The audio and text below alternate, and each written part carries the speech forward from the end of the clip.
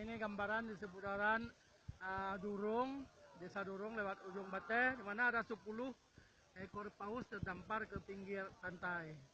Mungkin dalam keadaan sakit.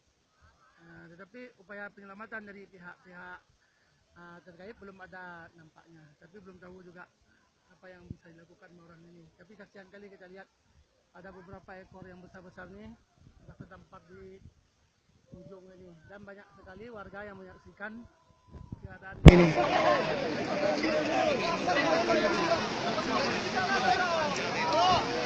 Sudah selamat tadi ya. Selamat ya.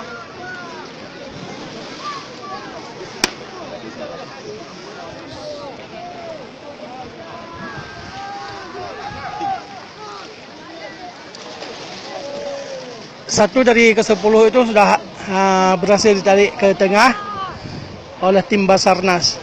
Tetapi yang lainnya masih di sini, masih ada berada di tempat di sini.